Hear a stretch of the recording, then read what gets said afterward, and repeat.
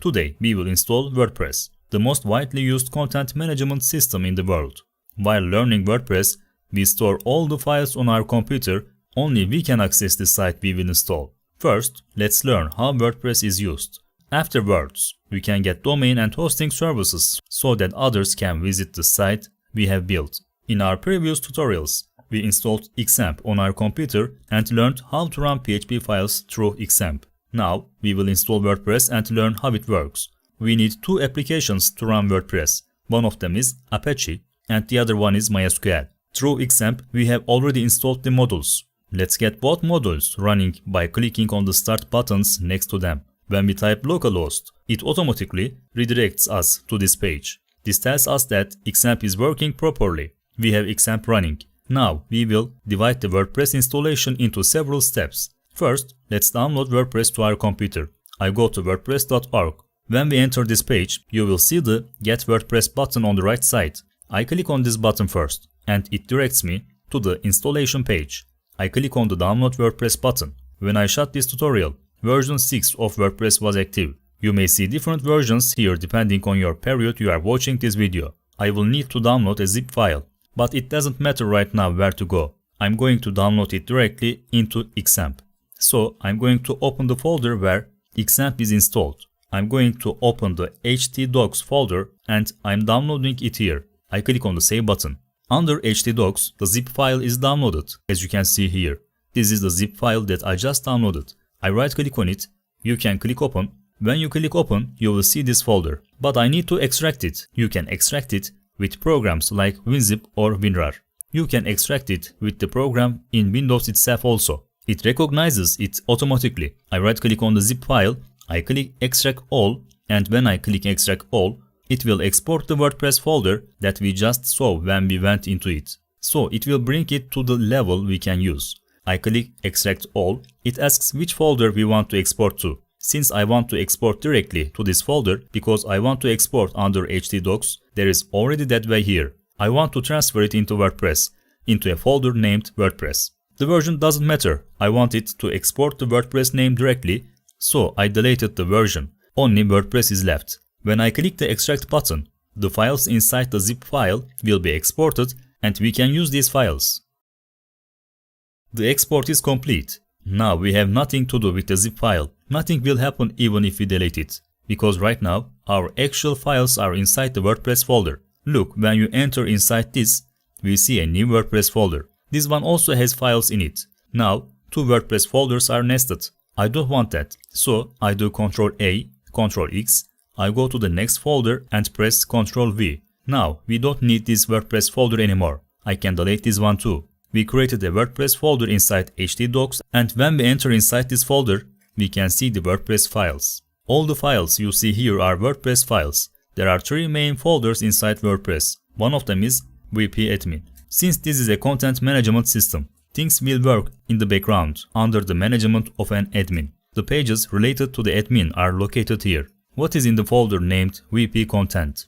Currently, we are actively using plugins. WordPress is a content management system that can evolve with plugins. So sometimes you will need plugins. And then there is themes. This is where you will host your WordPress theme files. If you add a media to your WordPress, that is, if you add an image to your content, the images in that content will also be stored here, in this folder. And the most basic files of the WordPress are in the WP Includes folder. We will never have anything to do with this folder. After learning the file and folder system, we can move on to WordPress installation. Before installing WordPress, we need a database. We need to have installed the database first. In this type of systems, PHPMyAdmin is mainly used both locally and on real servers. We can think of PHPMyAdmin as an framework, a system where you can create the database. To set up the database, we type the following in the address bar: localhost PHPMyAdmin. When we type this and click the enter button, it will redirect us to such a page. This is where the information and data in WordPress is collected and compiled. It may look complicated. Just follow me. Above you will see a link called Databases. Let's click on this link. We can write anything here as the database name. Since this video is about WordPress, let's write WordPress directly. Normally we don't write anything meaningful. We need to enter data here with numbers or various letters in a way that only we know and no one else can guess. But right now, I'm simply typing WordPress and we need to select Unicode in the options on the right. See here, UTF-8 Unicode. I select that and click on the Create button right next to it.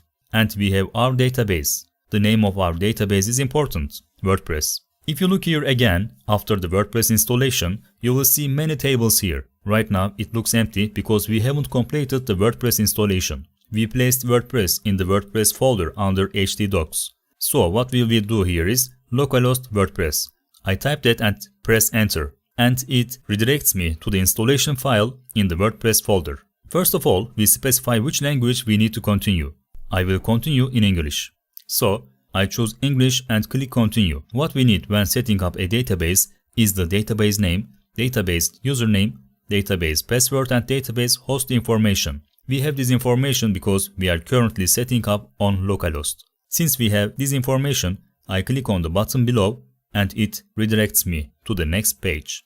We just defined the database name as WordPress. Remember, we created it through phpMyAdmin. Since we are currently working on the local server via XAMPP, the username is root.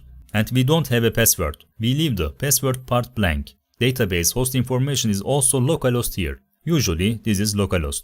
However, if you work with a real server, your username and password are either determined by you or determined by your hosting company. This is how I enter this information in localhost. I click the button below and finally, we start the WordPress installation by clicking the Run Installation button. Now, we will fill in the most basic information of WordPress. What should be the site title? Ekin's WordPress, for example. I'm typing admin in the username and I will write a simple password in the password section. But you should write a strong password. I'm typing this. You definitely don't enter such simple information. Look, it says very weak here. It writes this because it is very weak password. If you add various letters or characters, it will write strong. You should write a strong password here.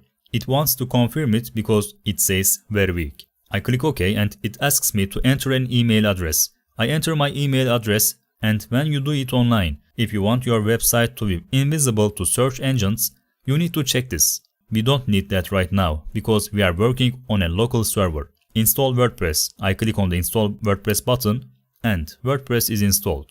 Now WordPress is installed. I can log into the admin panel by clicking this button. Let's write our information immediately. Admin 123456. We log into the admin panel by clicking the login button. This is our admin panel. In other words, it is a page in the background of WordPress that only administrators, only site owners can access. We can make the content and background edits completely from here. We will enter the site itself as follows. We will just type localhost WordPress. When I type that and press enter, you will see the front end of the site. Look, hello world. This is our first content. When you click on that, it is going to go to this content, and underneath this content, there is a sample comment. If you want to go back into the dashboard, I type wp admin after WordPress and it redirects me back to the page I was just on.